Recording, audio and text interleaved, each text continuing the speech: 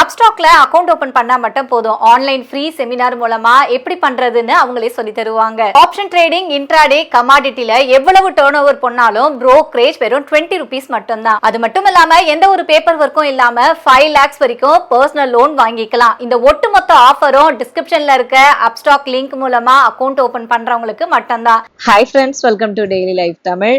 இன்னைக்கு நம்ம நிகழ்ச்சிக்குள்ள போறதுக்கு முன்னாடி நம்மளோட சேனல்ல எந்த ஸ்டாக்கையும் வாங்குறதுக்கோ விற்கிறதுக்கோ ரெக்கமெண்டேஷன் செபி ரூல்ஸ் பிரகாரம் பண்றது இல்ல. நீங்க எப்பவுமே முதலீடு பண்றதுக்கு முன்னாடி உங்களோட செபி ரிஜிஸ்டர் அட்வைசர் கிட்ட கேட்டுட்டு முதலீடு பண்ணுங்க. இன்னைக்கு மார்க்கெட் நிலவரம் என்ன நடந்திருக்கு அப்படின்றத பேசலாம். அருள்ராஜன் சார் இருக்காங்க. வணக்கம் சார்.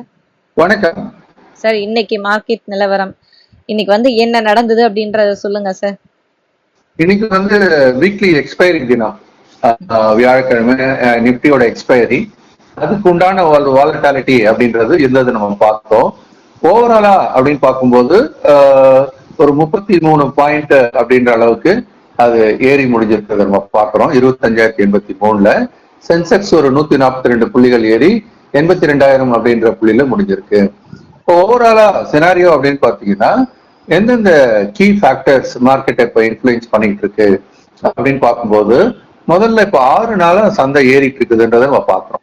ஸோ இந்த 6 நாளுடைய ஏற்றத்துக்கு முக்கியமான காரணம் அப்படின்னு சொன்னா இந்த ஜிஎஸ்டி ரிஃபார்ம் தான். இப்போ 5%, 18% 2 ஸ்லாப்ல வரதுக்காக திட்டம் போட்டதுனால வரி பெரும்பான்மையான பொருட்கள் 28ல இருக்கிறதெல்லாம் 18ல வரும்போது அந்த கேட்டகரியில இருக்கக்கூடிய பொருட்களுக்கு எல்லாம் ஒரு டிமாண்ட் வரும், அதனால கன்சம்ஷன் கூடும் அப்படின்ற ஒரு எதிர்பார்ப்பு.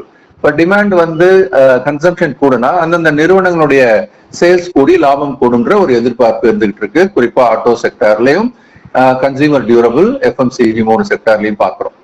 ஸோ இந்த ஒரு நிலைமையில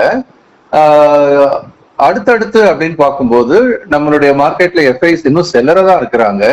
அதே சமயம் டிஐஸ் அவங்க செல் பண்றதை விட கொஞ்சம் கூடுதலா வாங்கிட்டு இருக்காங்க. இப்போ அந்த கூடுதலான வாங்குதல் அப்படின்றதுதான் இப்போதைக்கு சந்தையை கொஞ்சம் மேல் நோக்கி திருப்பி இருக்கிறத நம்ம பார்க்கிறோம்.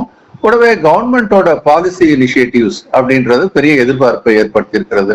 இதெல்லாம் உள்நாட்டு நிலவரமா நம்ம பார்த்துட்டு இருக்கிறோம்.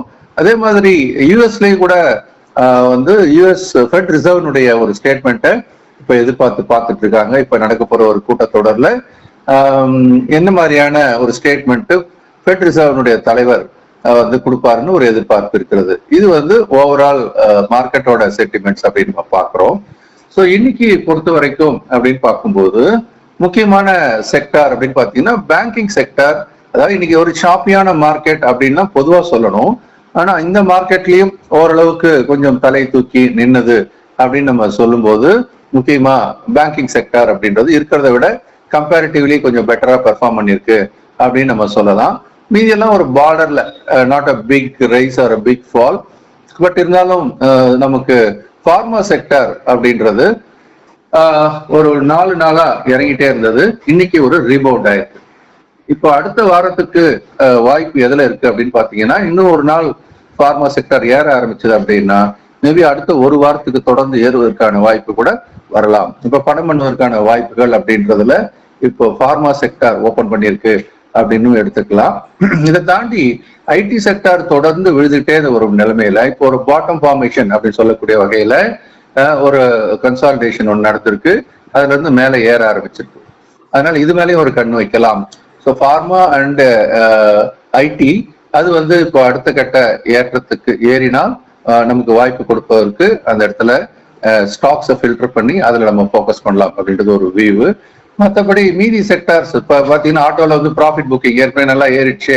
அதனால அதுல ஒரு ப்ராஃபிட் புக்கிங்ன்ற பாயிண்ட் ஆஃப் வியூல இன்னைக்கு கடந்த கிட்டத்தட்ட 6 நாளா மிகப்பெரிய ஒரு ஏற்றம் நடந்த பிறகு எல்லாமே ஒரு லாபத்தை எடுக்கிற நோக்கத்துல இப்ப கீழே வித்துட்டு இருக்கிறாங்க. ஸோ அது ஒரு முக்கியமான ஒரு விஷயம். அதே மாதிரி எதெல்லாம் ஏறிச்சோ சமீபத்துல அது எல்லாத்துலயுமே ஒரு ப்ராஃபிட் புக்கிங் நடக்குது. குறிப்பா நம்ம எஃப்எம்சிஜில சொன்னாலும் அதுவும் இதே மாதிரி ஆட்டோ மாதிரியே கடகடன்னு லாஸ்ட் ஃபியூ டேஸா ஏறினது, ஒரு 3 நாளா ஏறினதை பார்த்தோம். இன்னைக்கும் அதுல ஒரு ப்ராஃபிட் புக்கிங் வந்திருக்கிறது நம்ம பார்க்கிறோம். இப்போ மெட்டல் செக்டர் ஓவராலா ஒரு இன்டர்நேஷனல் மார்க்கெட்ல ஒரு ஸ்ட்ரென்த் இருக்கிறத காமிச்சிட்டு இருக்கு. இப்போதைக்கு அதுவும் என்ன பண்ணிருக்கு, ப்ராஃபிட் புக்கிங் மூட்ல இருக்கிறத நம்ம பார்க்கிறோம். ஆகவே சந்தையை பொறுத்த மட்டில் அப்படின்னு பாத்தீங்கன்னா இந்த செக்டார் எல்லாம் ஓரளவுக்கு ப்ராஃபிட் புக்கிங்ல இருக்குது. புதுசா ஒரு மொமெண்டம் அப்படின்றது எதுல வர ஆரம்பிச்சிருக்குன்னு பார்க்கும்போது ஃபார்மாலையும் ஐடி செக்டார்லயும் வந்திருக்கு. கூடவே நம்ம பேங்கிங் செக்டார்ல ஒரு கண்ணு வைக்கலாம். ஆனா அது வந்து கடந்த 4 நாளா பெரிய ஏற்றம் இல்லாம சிரம திசையில இருந்ததை பார்த்தோம். இன்னைக்கு கொஞ்சம் தாக்கு பிடிச்ச நின்னதுன்னு சொல்லாம ஒழிய இன்னும் அது தொடர்ந்து ஏறுவதற்கான வாய்ப்பு இருக்கான்றத நம்ம பொறுத்திருந்தான் பார்க்கணும். ஓவராலா நிப்டி அப்படின்னு எடுத்துக்கிட்டீங்கன்னாக்கா மேல ஏறி இந்த கடந்த 6 நாளா ஏறின ஒரு ஏற்றத்தோட ஒரு எண்டுக்கு வந்துடுச்சு. 25,250 இப்ப முடிஞ்சிருக்கிறது வந்து 25,083 முடிஞ்சிருக்கு. 25,250 என்பது மிக முக்கியமான ரெசிஸ்டன்ஸ் தடைநிலையா பாக்குறோம். அது தாண்டாத வரைக்கும் ஒண்ணு சைட்வேலையோ இல்ல ஒரு மைல்டு டவுன்வர்ட் மொமெண்டோ வருவதற்கான வாய்ப்பு இருக்கு. 25,250 உடைக்கப்பட்டால் புதிய ஏற்றத்துக்கு வழிவகுக்கலாம். Okay sir. ஸோ இன்னைக்கு மார்க்கெட் நிலவரம் என்ன அப்படின்றத சார் சொல்லிட்டாரு. சார் நம்மளோட அடுத்த கிளாஸ் என்னது சார்? அடுத்தது அப்படின்னு பார்க்கும்போது நமக்கு முதல் வாரத்துல பேசிக்ஸ் வகுப்பு இருக்கு. பேசிக்ஸ் ஆஃப் ஸ்டாக் மார்க்கெட் அப்படின்னு சொல்றது. பங்கு சந்தையில தொடர்ந்து பாத்தீங்க அப்படின்னா பங்கு பெறுவர்கள் எண்ணிக்கை கூடிக்கிட்டே தான் இருக்கு.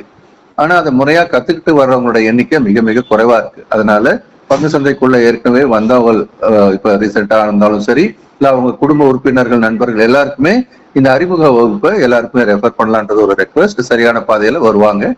ரெண்டாவது அப்படின்னு பார்க்கும்போது நமக்கு முதல் வாரம் முடிவுல பார்க்கும்போது SFL வகுப்பு, ஸ்டாக் மார்க்கெட் ஃபார் லிவிங், இந்த பயிற்சி வகுப்பு ஒரு மென்டார்ஷிப் ப்ரோக்ராம். இது முழுக்க முழுக்க நம்ம லைவ் மார்க்கெட்லயே பண்றோம். மண்டே டு ஃப்ரைடே 10 to 12 அப்படின்ற ஒரு டைம்ல. ஸோ இன்ஸ்டிடியூஷன்ஸ் எப்படி பிஹேவ் பண்றாங்கன்றத ஸ்டடி பண்ணி அதை வச்சு நம்ம எப்படி ஒரு இன்வெஸ்டரா, ஸ்விங் ட்ரேடரா, ஈவன் டே ட்ரேடர், F&O ட்ரேடரா சக்சஸ்ஃபுல்லா இருக்குன்றதுக்கான ஒரு பயிற்சி வகுப்பு. Okay sir. ஸோ இந்த கிளாஸ்ல நீங்க ஜாயின் பண்ணோம் அப்படின்னா ஸ்க்ரீன்ல இருக்க நம்பருக்கு இமீடியட்டா கால் பண்ணுங்க. இல்லைன்னா வாட்ஸ்அப் பண்ணா கூட உங்களுக்கு கிளாஸ் டீடைல் அனுப்புவாங்க. Thank you sir. நன்றி, வணக்கம். ஓகே ஃப்ரெண்ட்ஸ், மறுபடியும் அடுத்த வீடியோல பார்க்கலாம். அப்ஸ்டாக்ல அக்கௌண்ட் ஓபன் பண்ணா மட்டும் போதும். ஆன்லைன் ஃப்ரீ செமினார் மூலமா எப்படி பண்றதுன்னு அவங்களே சொல்லி தருவாங்க. ஆப்ஷன் ட்ரேடிங், இன்ட்ராடே, கமாடிட்டில எவ்வளவு டர்ன் ஓவர் பண்ணாலும் ப்ரோக்கரேஜ் வெறும் 20 rupees மட்டும்தான். அது மட்டும் இல்லாம எந்த ஒரு பேப்பர் ஒர்க்கும் இல்லாம 5 lakhs வரைக்கும் பர்சனல் லோன் வாங்கிக்கலாம். இந்த ஒட்டுமொத்த ஆஃபரும் டிஸ்கிரிப்ஷன்ல இருக்க அப்ஸ்டாக் லிங்க் மூலமா அக்கௌண்ட் ஓபன் பண்றவங்களுக்கு மட்டும்தான்.